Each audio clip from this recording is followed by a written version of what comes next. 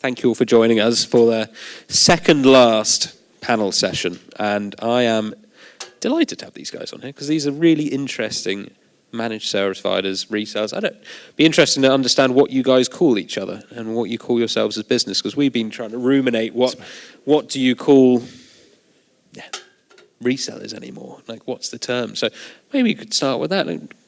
Rufus, do you want to start? Introduction, who you are, and what do Curve do, and how would you describe your business in a So I do this all day, every day, and I've now got a complete blank. I don't know how we describe ourselves, but I'm Rufus Grigg, Chief Technology and Strategy Officer at Curve. We provide cloud managed services and transformation services across a variety of technology areas. We do voice and contact center and connectivity, but we're also strong in business applications and sort of process automation.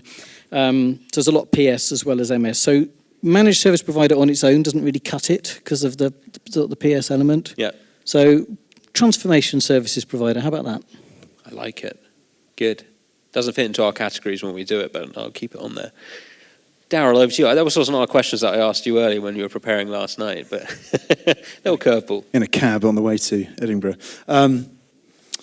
We describe ourselves as a broad portfolio managed service provider, and we're constantly testing that against investors, would-be investors, the market, to make sure it bloody makes sense.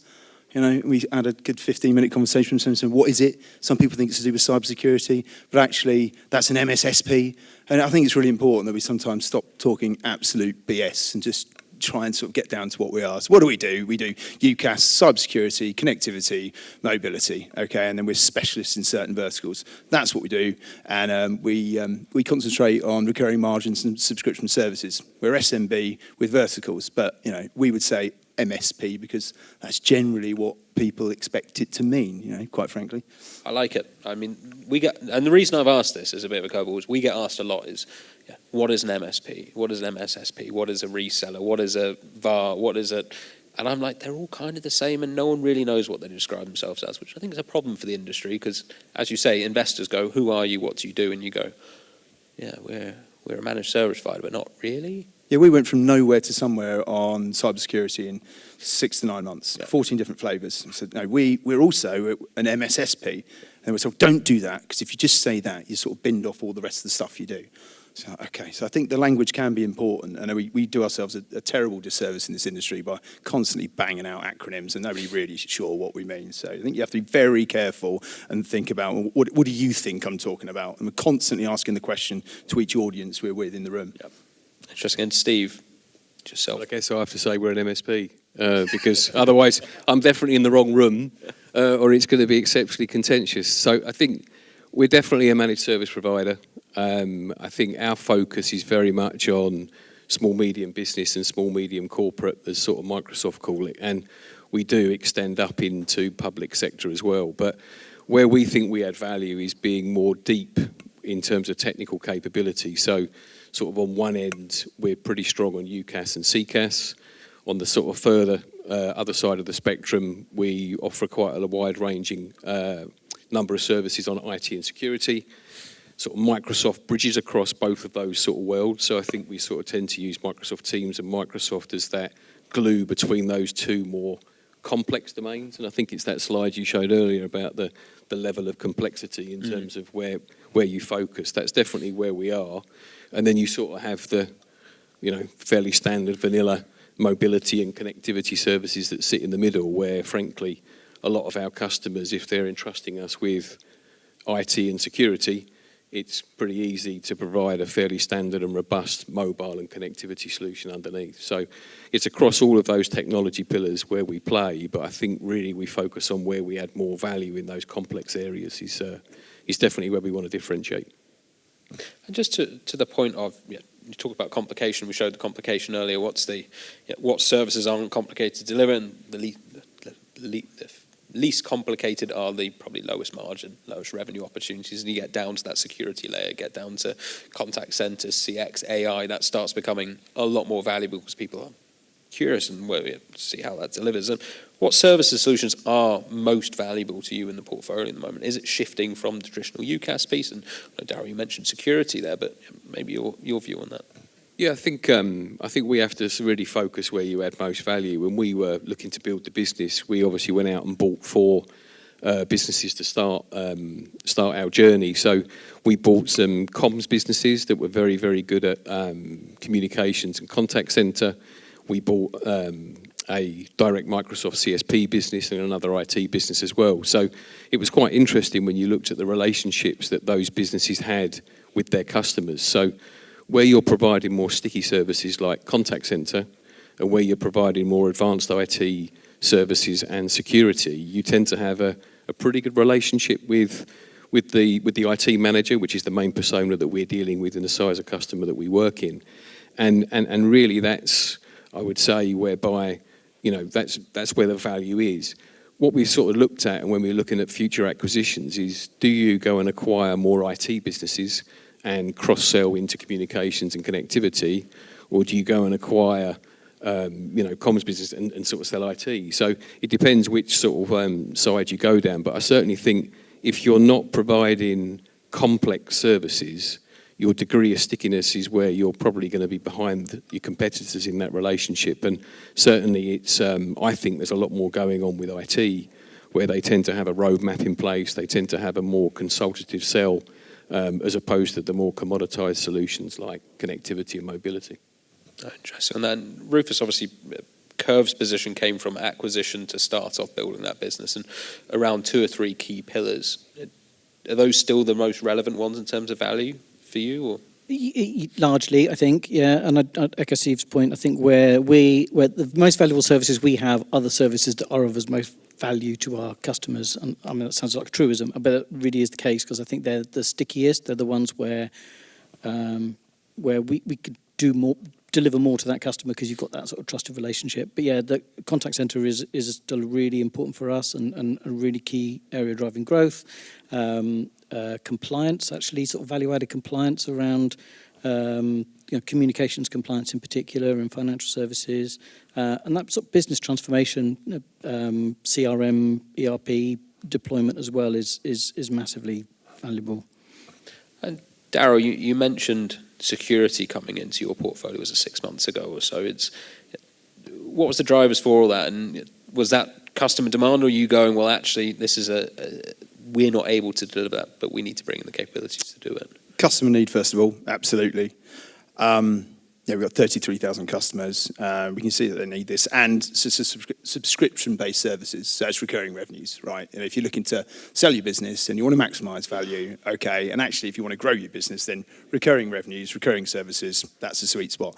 It doesn't mean that some penetration testing is not useful and it's not nice to get some of that CapEx, but you've got to sell it again next year, so on. So cybersecurity is attractive because lots of them are, they're frankly repeatable contracts built on a monthly basis.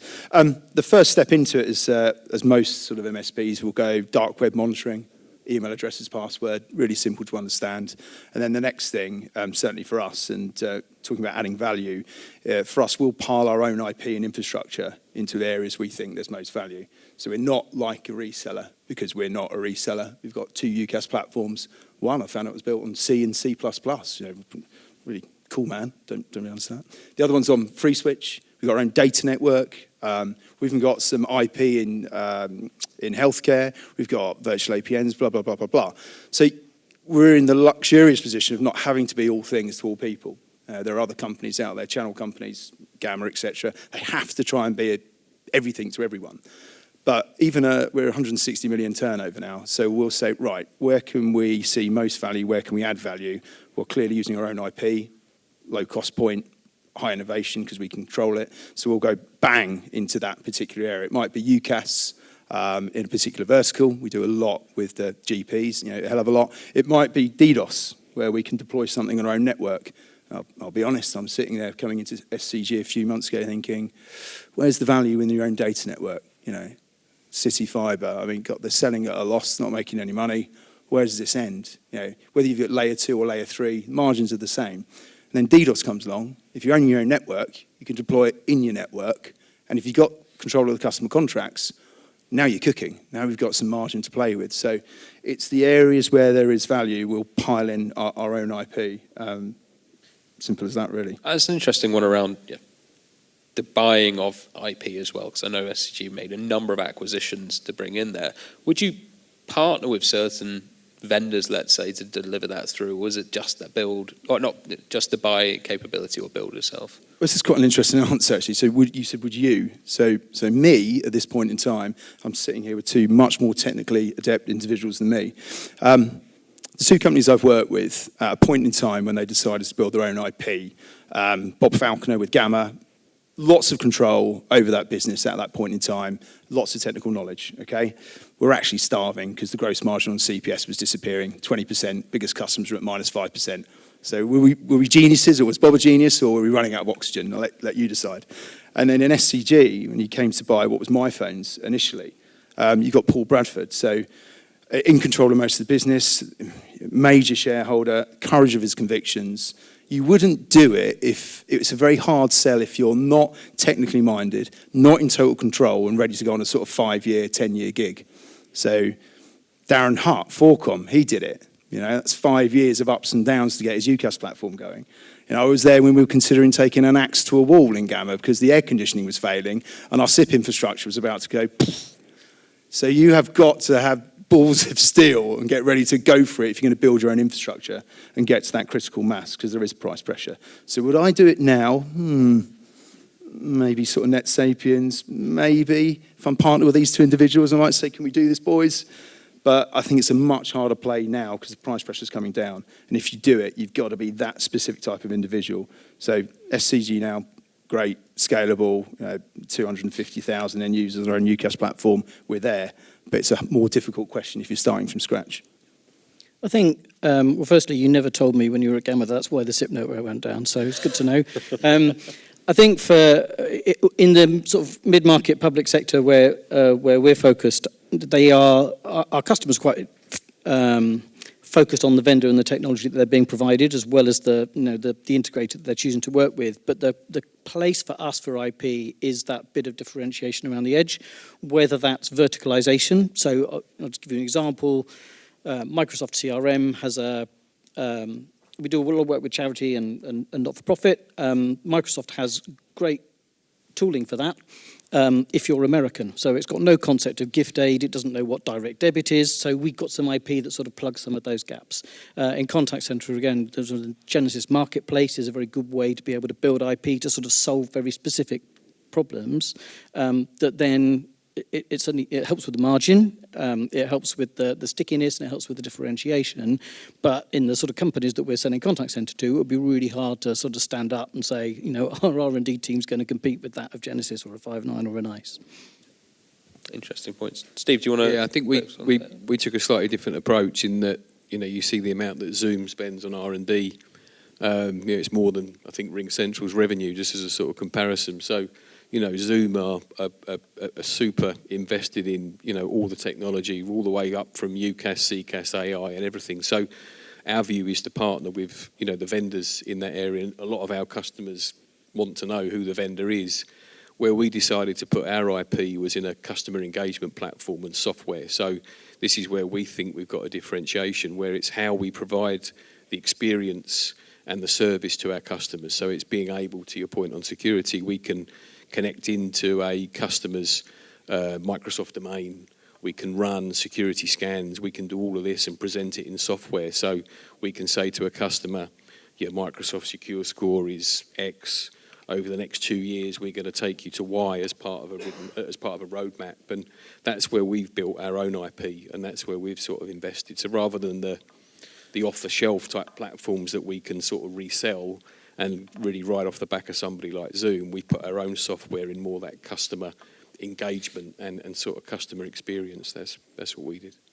That's an interesting point around the focus on building your own IP internally to either retain customers or to improve your customer relations throughout that. I mean, we talk a lot about net new ads and bringing on new customers and making sure that's the kind of the growth there. But there's two elements of what I'd like to test out a little bit. One is, what are you doing to improve cross-sell between products? How are you going in and making sure that if you're leading with one product, how do you get that team to work on the other side?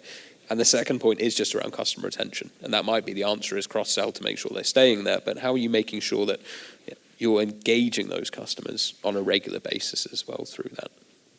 So we obviously set the business up through acquisition. So we bought 4 different businesses. We're taking a slightly different approach where we're integrating all 4 of those businesses so onto a new CRM, new ERP, collapsing 7 billion platforms onto one, new HR platform, integrated organisation. So we've sort of set the sort of business up really to integrate it and do it now before we make any sort of further acquisitions. When you put it all together, because we've bought a lot of specialist businesses, we've got 6 technology towers that we have. It's IT, security, connectivity, mobility, contact centre and comms, UCAS. We currently sell an average into our customer base of 1.6 towers. So in theory, we've got 4.4 to go on average across our customer base. So again, because we've really built from scratch the systems that sit alongside the businesses while they were running as sort of normal, we're working around marketing automation, around nurturing, about how we can work with our customers to identify what's going on in the white space within our customer base, and we're looking to engage them on that basis. So it's about having the data available where actually it tells you where you're not working with your customers, where you are working with your customers, and then we use our software that we've built to engage them. So if we're not the IT provider, we can tell them, why don't you hook up your Microsoft tenant to our platform? We can do a full audit of, are they using all the licenses? Are they paying Microsoft, 100 licenses, but they've only got 88 provisioned? We can do security scans, so we can do all of these things to them to actually tell them whether or not their existing IT provider is providing the right level of service. So that's how we tend to address the white space. But I'd say the first bit, and one of the hardest bits, is getting that data of exactly where you are working with your customers and where you aren't. Excellent. Daryl, to you on that. Yeah, a lot of similar stuff. If you can provide insight, to a customer, so the classic one is, again, we've got somebody on our own layer 2 connectivity. We can see DDoS attacks. We can see all sorts of things, and then you've got the insight. You give them a ring. We did a school in Sunningdale the other day. We said, everything all right? Having any problems? No, we're fine. You sure? 2:30 every day? No problems? Yeah, the internet radio stops working. We have a quick ring round. Oh, it turns off. They're under a massive DDoS attack every Thursday, every week. I mean, that's a slam dunk. That's the sort of the golden ticket. Aside from that, it's just a mixture of I'll say brilliant basics. I'm not a dinosaur, but customer contact and coming out of COVID, people going to see their customers has dropped off a bit. Number of calls, basic incentives, it still matters. If there's Dave McGinn at Daisy, it's Reece and the boys at Focus, you talk to all of those, we do regularly, and there's certainly no silver bullet. It's a mixture of everything, including sequencing, lead nurturing. We use HubSpot, so when somebody hovers over a white paper or the cybersecurity bit, we can get a message to the account manager to say, get ready to go. They're looking. So it's a mixture of everything, from basic activity levels are right, using some of the sort of super specials from Salesforce and HubSpot. And if you have got the golden ticket where you can see some real customer insight, let's face it, it's pretty rare, where you can switch some stuff on and then say, you need our DDoS shield, whatever, then that's perfect. But those sorts of 3 areas, from basics to super specials and then insight. I think we're a bit different because we've got 800 customers rather than 33,000 or so we tend to know them. We've got deeper relationships, which means we don't have to be quite so data driven, but it's also harder, they're chunkier things to try and attach. So we also, our practice structure, we tend to have the salespeople will be from within that practice. So if you're working on a contact center opportunity, you're a contact center specialist, so they're not necessarily looking out for IT managed services or connectivity. So we've got to be quite mindful of it and try and drive it. Some of it is about those joint propositions. So CRM and contact center is a very natural fit. We're typically doing things at the same time. IT managed services and connectivity is a really strong fit. But yeah, it is a bit more relationship driven just because of the difference of scale, I suppose, a different size of customer.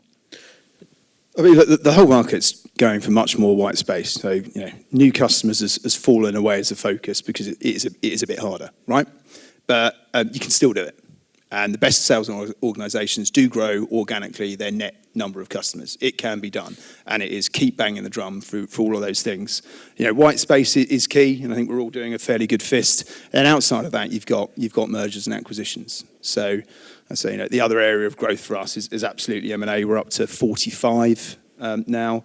I think being prudent, some chickens have come home to roost last 3 or 4 years. An interest rate jab in the guts isn't necessarily a bad thing because it actually helps to keep the market rational. So I think M&A, if you're looking for a bit of nurturing, some investment and some people that could put an arm around you, I'd just come and find us afterwards. We'll have a little coffee, just saying. You know what I mean?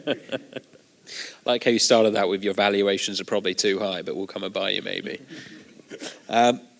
We mentioned a little bit around this CX and CRM playing a role together. And earlier today, we've talked a lot about AI. We've talked a lot about data flowing through this and how you're managing all of that. Obviously, customers are looking at this and people are building practices around this to try and help them out. But is there anything you guys are doing internally in your practices with AI, with automation, which is making you go, right, this is making us much more productive? I don't know, Rufus, you want to take that one? Yeah, and then there's a few. There's some things we sort of given to everybody. So things like Teams Premium with the calls auto summarization and actions. That's just a huge productivity gain for everyone in the business. But there's lots of more tactical things that we've done. So we've done quite a bit of.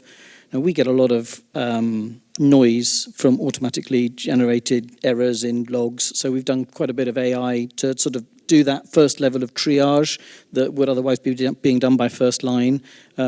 So that's been really significant in increasing throughput. Do a little bit of automation on help desk and those sorts of pieces. Bid library, bid responses is a brilliant application for Gen AI because you've got huge resources and customers do insist on hugely laborious, complex and tedious bid processes, and if we can automate some of that and pull out some of the best responses that we've had historically, it just saves a lot of sales execution time in terms of putting the bids together. So those are some ideas of what we've done. Interesting. Either of you two done anything around AI internally going, we bought in policies, we bought in tools, we bought in technologies? It's similar to what Rufus said. I think we've been looking at how we use it internally before we even sort of take it externally to customers, just because it means so many different things to so many different people. I had a unique one today where someone was telling me they were going to sell some HP AI laptops, which I thought was great. It just means it's got a processor in it, I guess, and you can run ChatGPT on a browser. I couldn't quite work it out, but I think the word AI is becoming quite rapidly overused. So until we actually work out how to use it ourselves, like in anger and actually in a simple way where you can actually transfer it and sell it in a simple way, then I think we're probably a lot more tactical with it. We do a fair bit of Copilot deployments for customers, but I'd say it's pretty standard and vanilla at this stage. Yeah, I'd absolutely go along with that. So we're concentrating on rolling out dynamics across the whole business. So we use our own IP where we can, but actually at the sort of size that we are, we're not going to invent or buy our own sort of a CRM / quote to order to bill platform. So we were looking at where can we use it internally. Frankly, Copilot, rubbish, total disaster. At the moment, it's just no one's using it. It's not really providing any value. Maybe we have to consider how we're using it, and we have got people saying maybe we should look again at how we can use it and actually get some people productivity gains. Where AI is becoming useful is obviously in chatbots, where you can go from tree mechanisms to it actually trying to use the wall garden of knowledge to answer customers. And in one of the verticals, again, where are we going to add value? Where are we actually going to put, get best bang for our buck? We'll look very specifically at where we're going to get most value. So, in healthcare, we can see that a digital agent, I've not even used the word AI there, a non-human agent that is powered by AI could actually provide some real benefit to the customer. And it's not a swear word to say it could replace some humans who could then do other things / save money. So where we're going first and putting most of our efforts is actually into a particular vertical to think about how we could provide a digitally driven agent to do the things our customers want them to do. I was interested, as somebody in a previous panel said about GP surgeries that all people want to do is speak to somebody at the GP surgery and make an appointment. Nope, that's balls. They just want to make an appointment. They don't care how they're going to do it. So the answer is you have to think, well, we'll do everything. We'll have a digital front door. We'll have a digital assistant, an AI-driven, frankly, chatbot, and we'll have a call center agent, for want of a better word. So we'll do it all. But it's again, where can we add value? So we're going down that road. It's been really quite scary as well. We did a hackathon last year where in 2 days somebody built one in an organisation.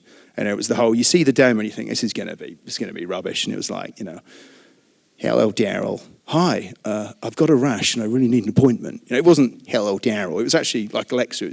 It felt natural language. It felt good. And then at the end of it, what sort of struck me as some suspicious git, I was like, okay. It's like, okay, we'll see you on Tuesday, 3:30. And then the human says, okay, yeah, 3:30. And it came back because it detected the sort of trepidation in the voice and said, rest assured, 3:30, Tuesday, we've sent you an email. That was cool. That was cool. It was good. It was quick. It was within, I think it's 0.2 of a second before our human brains get bored and think, I want to talk to a person. So it's real and it's coming. That was really, really cool. So customer applications, so first, we're trying internally, but there are some things out there that can really, really change your customers' lives if you get it right. I think in terms of customers, they've been on a bit of a journey, and I think for a while, AI was a bit like an aspirin looking for a headache. Everyone's saying, I've got, what can I fix with AI? And I think, in certain areas, contact center, it's been there for ages doing, whether it's chatbots or predictive routing or propensity modeling in CRM systems. That's not particularly new, but I think it's just becoming a part of the solution kit. When you're looking at solving a problem, something like tender responses or a really complex, a help desk handling really difficult thorny questions that require sort of detailed answers. It is very quick and easy to deploy, and it's increasingly a part of projects. I think for me, looking at, I spend a lot of time on some startup forums and looking at new things people are building with AI, and I managed to build, I'm not technical at all, but managed to build a little app, front end, back end, SQL database, all running using a chatbot website builder, and cost $30 on credits to do it. And I'm like, that's up and running. And you're thinking that the IT spend you'd have to spend to build that is phenomenal. If you had technical skills, I saw someone posted, I was looking at how much my DocuSign account was costing as a company. So they built their own one. And it took them 5 days to build it in their spare time. And they're just like, we've cut that out of our portfolio now. And you look at what DocuSign is, you're like, it's actually pretty simple. You need to send a document to someone and get signatures, which you can auto-tick, and then it's going to send to 2 people. And like, great. And I think that's the scary bit I see with AI and some of these technologies that we're talking about, which our products are going to start being, I'm going to build my own one, and it might not be enterprise grade, but it's going to be fit perfectly for my business instead of kind of shoehorned in a little bit going, this solves a problem for me. And I think we're seeing with the voice agents at the moment, we're seeing with personal agents coming in, I think there's a lot of disruption coming through. And I think it's going to be fascinating to the MSP is what role do they play in this disruption? And I still think, like we said earlier, the integration role is so key, so vital in making sure this stuff works together and bringing those ideas to these customers. And a lot of the customers don't know what's going on. They're sat there with the CEO going, we need to do more with AI. And the CIO, CTO goes, what do you mean? It's that in computing power. So I agree with what Rufus said. A lot of this stuff has been around for ages, but we're just finding that it's making it real and usable as to us. We've seen it and have we really believed it? I don't know. The digital voice agent, though, what it's helped to do with computing power is make it something that, all right, that's usable. Yeah, people are going to buy that. They're going to sell it. They're not going to keep hitting one human, get me through to a human. They're going to accept this as something that is usable, and it's almost. It's just tidying off the edges, knocking off the edges of some of the stuff that didn't quite work, whether it's the insurance company in Churchill, and you're trying your best. TW2, you say the postcode. I'm hearing 3W3. It's giving just a layer of intelligence to make some of the things that have been around for a while actually work and become usable. And that's the difference for me. We can go and talk to customers and say, oh my God, I now want this. And it is a mixture of AI making it a bit more intelligent, but also the computing power and the speed underneath. Are there any questions from the audience? We've got lots of people listening in. Anyone want to comment? Disagree? Agree?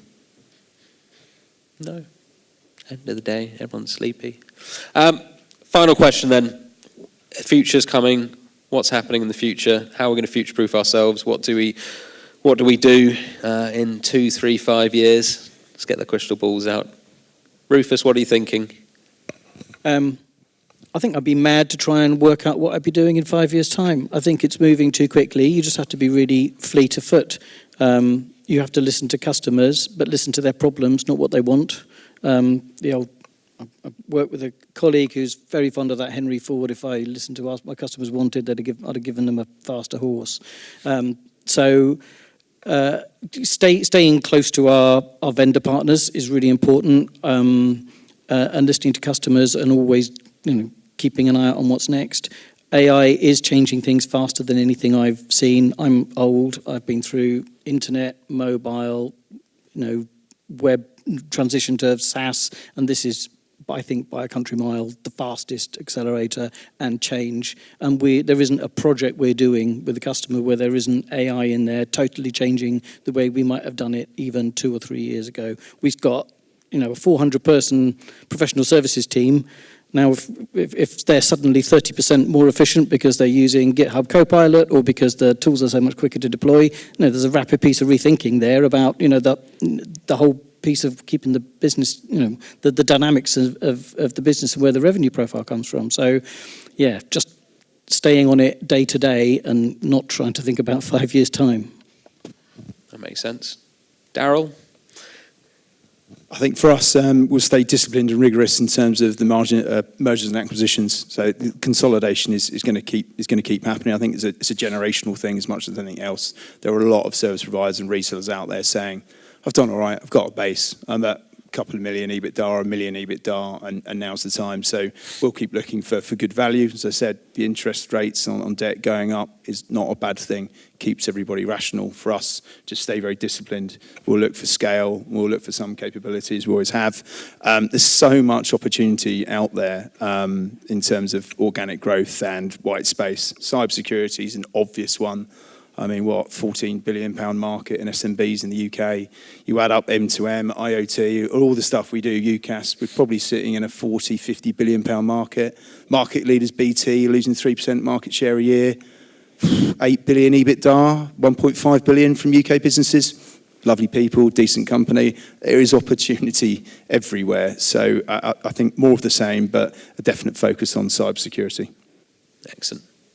You, Steve, finish it off. Just focus on customers. I think, we've obviously bought a number of different businesses that had different customer engagement strategies, had different ICPs that they tended to work in. But I think we're pretty clear on what type of customer we want to work with. We're pretty clear on what our value is. And I think most of the time we know we're engaging a single persona, which is the IT manager. So once you know who you're engaging, once you start to know their pain points, ultimately your portfolio has to evolve to continue to serve that customer. So I think as long as we maintain and being customer centric, and everyone does, then you're not going to go far wrong. Excellent. Question from the audience, Chris. So just picking one, who do you think your most important tech partner is going to be over the next 5 years? Microsoft. It'd be the people we employ. I think it's probably going to be Microsoft. I think the more you see where they're evolving, and they're our one supplier that really bridges across pretty much the whole domain of technologies that we're using. So I think it'll probably be Microsoft. Great question. Thank you for that. Any other questions before we close off? Yes, Simon? Yeah, I just got one for Darryl, just because you guys have done tons of sort of base buys and M&A. I guess one of the challenges companies like you have when you do M&A is you end up with loads of vendors and loads of platforms, probably more than you want.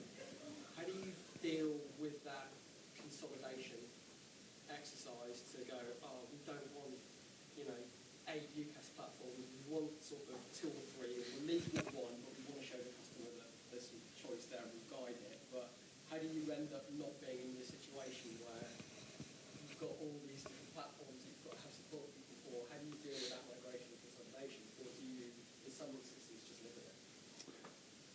you've made a pretty good fist of it.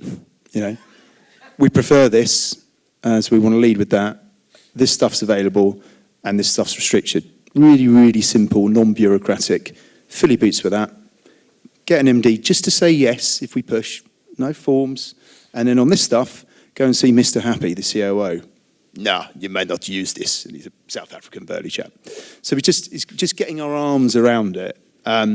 Clearly, for existing customers, you can't be too bureaucratic. And frankly, the SPA is going to say you have to let people do what they want to do.